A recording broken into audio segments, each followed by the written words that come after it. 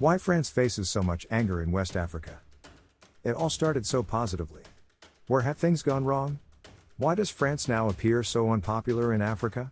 French President Emmanuel Macron has increased aid to the continent, begun the return of cultural artifacts stolen during the colonial wars, and reached out beyond the usual inter-government ties to engage younger generations in civil society. He has kept French troops in the Sahel to fight the jihadist militants that kill so many local civilians, police and soldiers, and supported the regional bloc Ecowas as it tries to defend electoral politics against military takeovers. This year he flew to Rwanda to publicly acknowledge French failures during the 1994 genocide. Yet his country is now the target of embittered African complaints and criticism on a scale that is probably unprecedented.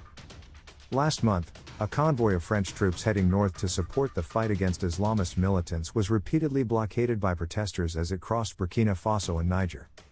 In September, Mali's Prime Minister Choguel Maiga was met with a wave of sympathetic comment when he used a speech at the UN to accuse France of abandoning his country in mid-flight, after Mr. Macron began to scale back the deployment of troops in the country. Among progressive West African commentators and urban youth, it is now commonplace to hear calls for the abolition of the CFA franc, the regional currency used by many francophone countries and which is pegged to the euro under a French government guarantee. Its critics say this enables France to control the economies of those countries which use it, while France says it guarantees economic stability. Neo-colonial arrogance. What explains this paradox? How is it that a president more concerned for Africa than most recent predecessors, and more aware too of how the continent is changing, encounters a level of French unpopularity not felt for decades? Certainly, Mr. Macron's self-confident critics would. He has made his share of diplomatic blunders. After 13 French troops died in a helicopter crash in Mali in November 2019, he demanded that West African leaders fly to France for an emergency summit, an outburst perceived as neo-colonial arrogance, particularly as Mali and Niger had suffered far heavier recent military losses. President Macron was forced into a rapid course correction, flying to Niamey, Niger's capital, to pay his respects to the Nigerian military dead and postponing the summit until January 2020. But the causes of France's current discomfort also extend back to decades before Mr. Macron's election in 2017. You can cite historical controversies linked to colonization. Many of us are the children of parents who knew the colonial period and its humiliations, explains Ivorian political analyst Sylvain Dessin. During the early post-independence decades, France maintained a dense web of personal connections with African leaders and elites, dubbed Françafrique, which too often slid into a mutual protection of vested interests, with little regard for human rights or transparency. Among outside powers, Paris was far from alone in colluding with dictatorial allies, but its relationships were particularly close and unquestioning. Charisma and change. The most damning failure came in Rwanda in 1994, when France failed to act even as its ally. The regime of then-President Juvenal Habyarimana began to prepare genocide. From the mid-1990s onward, several governments worked to reform France's engagement with Africa and give more priority to development and democratic governance. But momentum later faltered.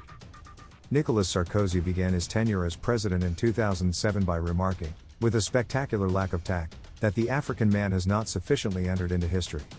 He favored old allies such as the Bongo family, who have governed Gabon since 1967. When François Hollande became president in 2012, he had no choice but to focus on security issues in the Sahel, a swathe of land south of the Sahara Desert. He never really had the political strength to revive reform efforts. But with Mr. Macron's accession to office, France had a president fully aware of the need for change, and with the political clout and personal enthusiasm to attack the task. In 2017, he told students in the Burkina capital, Ouagadougou, that France would back a reform of the CFA franc if African governments wanted this. He also invited civil society, youth and cultural figures to this year's France-Africa summit in Montpellier, rather than the usual flock of presidents. Sahel, a festering wound. Yet his readiness to speak plainly, challenge old structures and question comfortable assumptions has not always played well, even among those who are clamoring for change. Moreover, the situation in the Sahel has deteriorated into a festering wound. The French military presence fuels an increasingly widespread sense of grievance across West Africa. Despite a massive and sustained military effort, with more than 5,000 troops deployed and more than 50 killed, France has not been able to decisively overcome the threat from jihadists, whose attacks on local communities and security forces continue. The reasons are complex, both military and social, environmental and economic. Yet a significant proportion of local public opinion feels that France, as a high-tech Western military power, should have been able to sort the problem and should now get out of the way if it cannot do so. Those feelings seem to have motivated the protesters who blockaded the French army convoy. And this comes after earlier causes of resentments, as Mr. Nguesson points out, the speeches of Sarkozy in Dakar, Macron in Ouagadougou, the war in Ivory Coast, the discouraging results of the campaign against terrorism. Questions related to the currency, debt, support for local dictators and ill-chosen words. But underlying social and communal factors also shape the attitudes of some. One senior Sahel military officer says he sees the French as allies of Tuareg former separatist rebels in northern Mali, an allegation fiercely and credibly denied in Paris. Similar complexities surround France's support for West Africa regional body Ecowas, which is currently trying to pressure coup leaders in Mali and Guinea to rapidly return their countries to civilian constitutional rule.